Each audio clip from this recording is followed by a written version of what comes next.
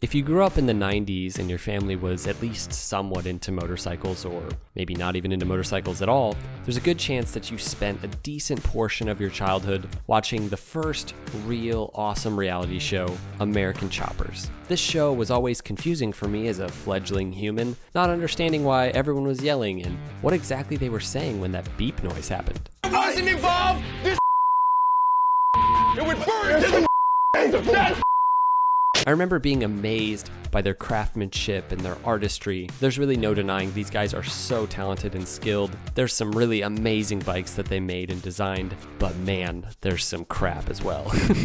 So that's why today I'm bringing you the worst, dumbest, silliest, just most awful American chopper motorcycles of all time. So sit back and enjoy, and also know there's a lot of contention about these things and it's all preference. Some are undeniably bad that I'm going to talk about, but some of these ones that I'm including are actually beloved by other people. Like, you'll see lists where people say these are the worst or these are the best, and the list will be basically the same. So it's all preference. All right, first on our list is the Aragon chopper, not to be confused with the Dragon chopper, which was also Dragon related. They made that one back in season 1, and that one was amazing, the Dragon one. This one was seasons later, and yeah, it was way worse. The Dragon bike is actually pretty cool. So for this one, my problem with it are just the way the forks are set up.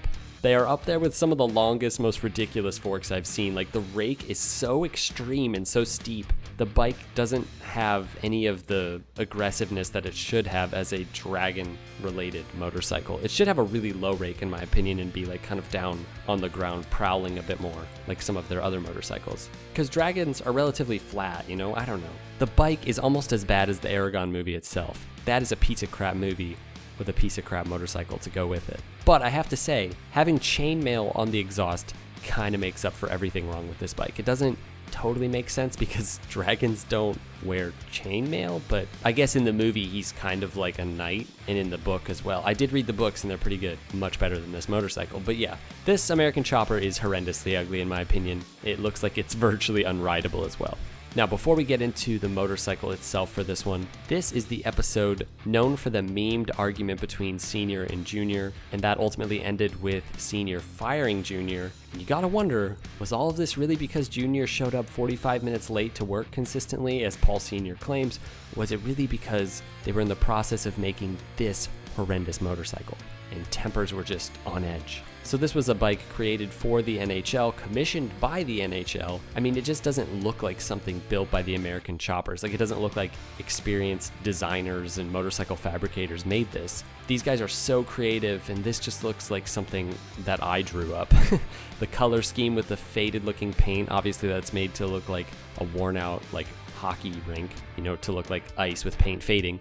It doesn't look good. Why not make it white if that's what you're going for? I guess it's to make it have like a sort of retro aesthetic in honor of the original 6, apparently. I don't know. But then the rest of it, the hockey sticks just sticking up out of the back, and then just this regular old looking tail section. Like, it just kind of looks like a regular bagger in the back. I don't know. This is just not appealing to me, which isn't saying much because I don't like it. I don't like choppers. None of them are appealing to me, really. But I can at least appreciate them and appreciate like what the builder is trying to accomplish, but not so much with this one. All right, number 5 goes to the Carroll Shelby chopper from season 4. Now, a motorcycle designed after a classic Shelby Mustang could be cool. And again, lots of people love this one, but it's just not for me for quite a few reasons. Shelbys are sleek and cool and beautiful, but they're really simple in their design. They're aggressive for sure, but they're not like stupid aggressive, like crazy angular or anything like that. They're just very smooth looking sports cars. This bike is just silly looking in my opinion. Sometimes the American chopper boys were able to really capture the spirit of whatever it was that they were designing, and those were the bikes that were really interesting to me. And other times they just would add things to make the bike look like whatever they were modeling the bike after, and sometimes I will say that did work. Like with the airplane jet one that they did, that's an amazing one. And they just threw like wings and stuff on it. But yeah, you can't just like throw a weird spoiler on the rear fender and then like a hood scoop on the front fender and be like, oh look, it's a Shelby motorcycle. No, this thing just looks like an extraterrestrial monster. It doesn't look like a Shelby. It doesn't look like a sports car. It's bad. Now, I feel bad including this one because I know a lot of people consider this like one of the best American chopper builds. Of course, it's really iconic. and it is cool on some levels, but it's so bad in so many other ways. They actually reacquired this in the American Choppers reboot. Somebody had taken a sledgehammer to it, apparently, which is sad. It's sad to the Tuttle family. But can you really blame that person for taking a sledgehammer to it? I'm kidding. Chill. That was actually me, guys. I actually bought this chopper for like $10,000 because it had depreciated that much, and I bought it literally just so I could take a sledgehammer to it. Some of the parts I like are the exhaust. That looks kind of like baseball bats, I guess. The blue and silver V-twin engine is actually really cool. I actually really like that.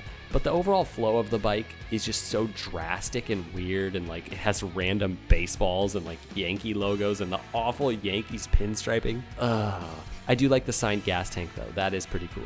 It's not the worst one ever, I will say that, and there's things I like about it, but the things I don't like, I really don't like. Also, I don't like baseball, so that could be part of it. Also, I don't like the Yankees. Nobody likes the Yankees. Okay, this one hurts me a lot. I have to include the Ferrari chopper. I mean, having an American chopper styled and designed after a Ferrari is just a bad idea in general. Like, it doesn't make any sense. That's like having a tank designed after a piece of fine jewelry. It just doesn't work. And trust me, it didn't work. This bike looks like Clifford the Big Red Dog had a baby with a praying mantis, and this is just what popped out, a red praying mantis thing. Now, it's so difficult to make a chopper that looks like a Ferrari. It's so much easier to turn a sports bike into a Ferrari, for example. Like, you wouldn't have to do a whole lot to make a Ducati Panigale look like a Ferrari. You wouldn't even have to really do anything. It basically just looks like a Ferrari, or like an MV Agusta Super Veloce.